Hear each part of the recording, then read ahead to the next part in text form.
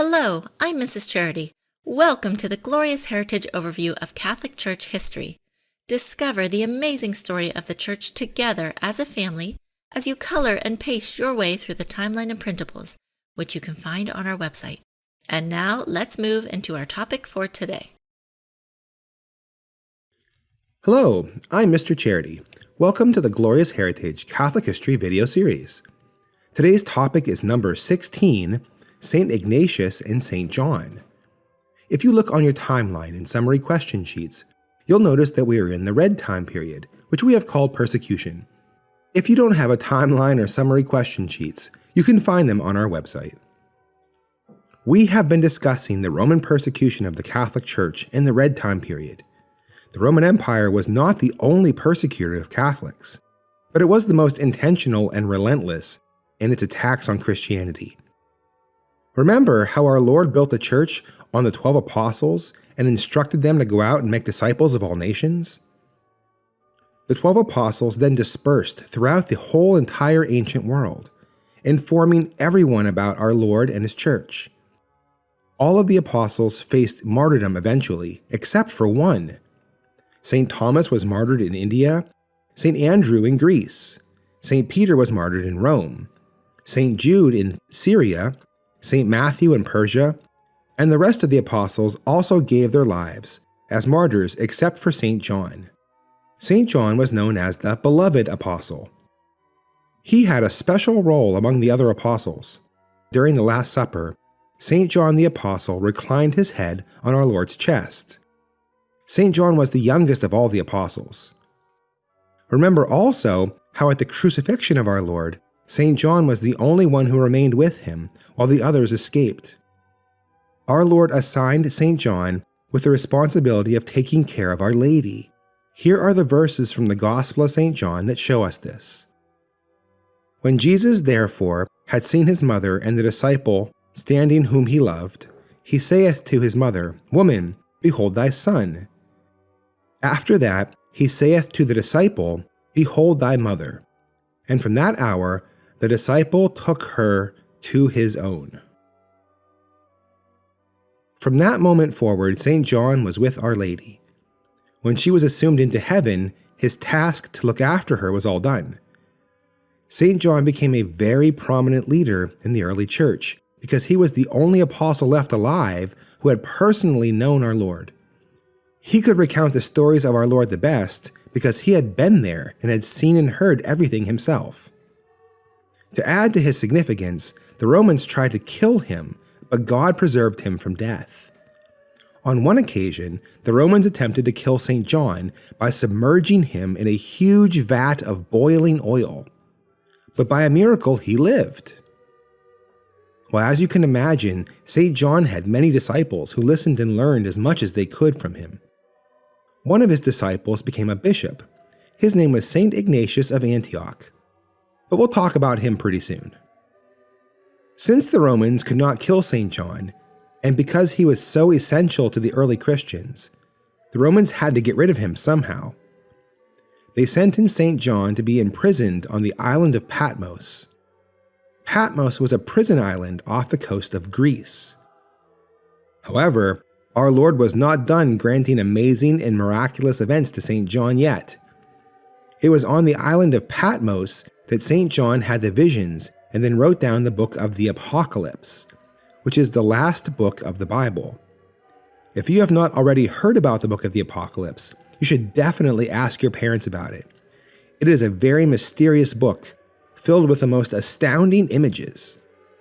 Most Catholics believe that the book of the Apocalypse is about the end of the world and the second coming of Christ, but you should ask your parents to explain it to you.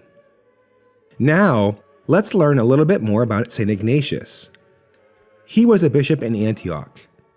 We have discussed the 10 Roman persecutions, so you should know a little bit about them. Well, St. Ignatius was martyred during the persecution of Emperor Trajan.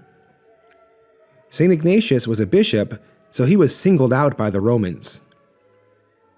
He was sentenced to be devoured by lions in the Roman Colosseum. Because Antioch was so far away from the city of Rome, St. Ignatius had plenty of time to write letters to other Christians as the Romans brought him to Rome to be killed. There are two things in his letters that we want to share with you. Mrs. Charity will tell you about one thing, and I will read some of his letters to you during our story time. Okay, here's Mrs. Charity, and she's going to talk about the word Catholicos. Hello, everyone. Did you ever wonder what the word Catholic means? Why do we call ourselves the Catholic Church? Mr. Charity was just telling you about St. Ignatius of Antioch, and it was actually because of him that we call ourselves Catholic. In one of his letters, St. Ignatius said that we, Christ Church, is Catholicos. Catholicos is a Greek word that means universal. What St. Ignatius was saying is that the Church of our Lord, the Catholic Church, our church, is the only true religion, and it is for everyone to belong to and for all places and all times. That is what universal means. The pagans believed that each region had their own separate gods just for them. But St. Ignatius was saying that the Catholic Church was not like that. It was for everyone to belong to. It was universal. It was Catholicos. Welcome back. And now I want to read to you part of a letter that St. Ignatius wrote to Catholics in Rome. Remember that St. Ignatius wrote this letter as he was being taken to Rome as a prisoner. The Romans were going to kill him by throwing him to the lions in the Colosseum. In this letter, St. Ignatius was telling the Catholics in Rome not to try to save him. He wanted to die as a martyr. He told the Catholics in Rome that he is God's wheat and was going to be ground down by the teeth of the lions. In order to make bread, you have to ground the wheat into flour. St. Ignatius said that he was God's wheat and that he will become bread of Christ by being ground down by the lions. Okay, here is the actual letter from St. Ignatius.